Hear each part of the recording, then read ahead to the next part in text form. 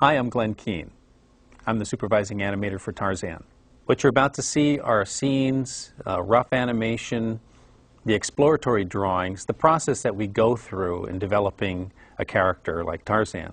There's a whole evolution that an idea goes through from beginning to end. You look at the Sistine Chapel, Michelangelo didn't start by just immediately painting on the ceiling. He first had to do his studies before he could jump into it. The same with animation. We went to Africa, we studied how animals move, we studied sculptures, anatomy. One of the things I loved about working in Paris was the chance to ride my bike and discover things along the way, like this statue by Dalou in the Place de la Nation. There's a man riding this lion, and when I went around this statue, I thought, that's Tarzan. So we started to do drawings based on what we saw from that sculpture and other studies of anatomy. We brought in the professor of anatomy from the École des Beaux-Arts. I did these drawings in pencil. He went over the muscles in red. We found that this costume that Tarzan was wearing was going to be the most complicated of all. It was the first time we'd ever animated actually a functioning human anatomy. One of the first exercises that we did was assigning for each animator to study an animal movement and transpose that into Tarzan. That's what we're going to take a look at here. So the very first test, these don't really look like Tarzan as much because this was our first attempt, but they were experimenting with how Tarzan would move as an animal. One, it's an animation here. This is not exactly on model Tarzan. It was his first attempt, but there was something nice about the way he clears his hair out of his eyes, I felt. Here Christophe had been studying how monkeys clean off the bugs off of each other's hair and felt like, hey, why not have Tarzan do that? You know, to him it's not unusual. Christophe, on this scene, he was studying how basketball players hang on the hoop, and it was just a real fun fluidity and natural rhythm to this movement. At the same time, with the animal feel that he's comfortable on all fours, and it just had this great freshness and spontaneity to his movement.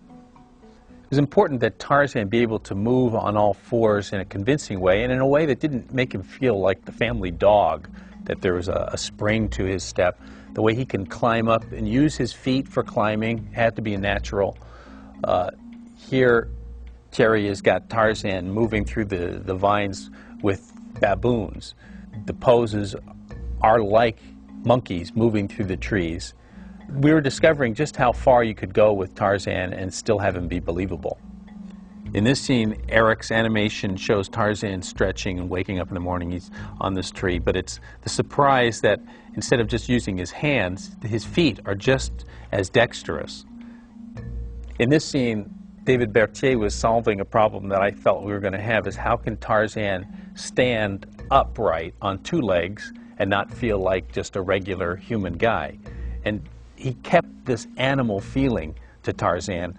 The added bit with the soap and Tarzan's innocence was a little bit of a revelation that we were going to be able to have a lot of fun with Tarzan. In Zoltan's animation here, how an animal wakes up and stretches combined with how a human stretches is the beauty of this scene. In this scene, I wanted to play the curious side of Tarzan. He finds this little perfume bottle, doesn't know what it is, and I wanted to see if you can take a gorilla sound and have it actually feel like it's coming out of Tarzan. Would it seem too big, too loud, too deep and rich, or does Tarzan actually, can he support that kind of sound?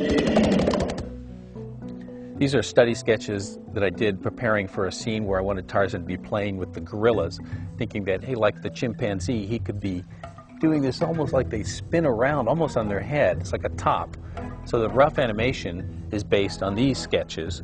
So when Tarzan has all the gorillas on his back, he does what's natural to him in spinning around like a chimpanzee.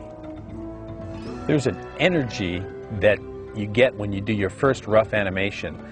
These are the very first rough tests of Tarzan sliding down this little roller coaster of a jungle with Jane in his arms. I had noticed that in front of Notre Dame, the way the rollerbladers would go between these Coke cans, they had this fun little movement with his feet. And I thought, why not have Tarzan to be able to do this? So we actually built the branches so that Tarzan's feet could be going back and forth as if they're going through the Coke cans. And I think it worked great. The animal movements that Tarzan has are fun to watch, but we really relate to Tarzan because of the human emotions he shows. Here's a sequence where you see Tarzan in the treehouse where he discovers his roots. Is this me?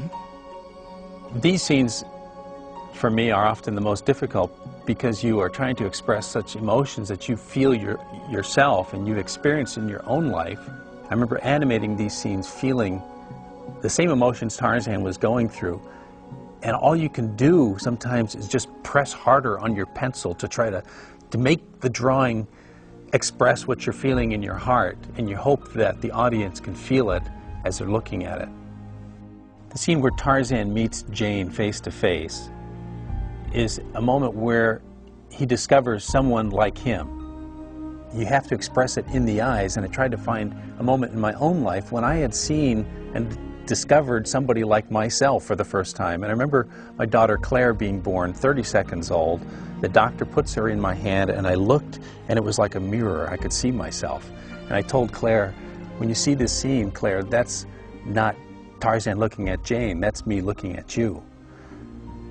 These are the things that make Disney animation real for us, is taking our own life and trying to put that up onto the screen so the audience feels it like we did.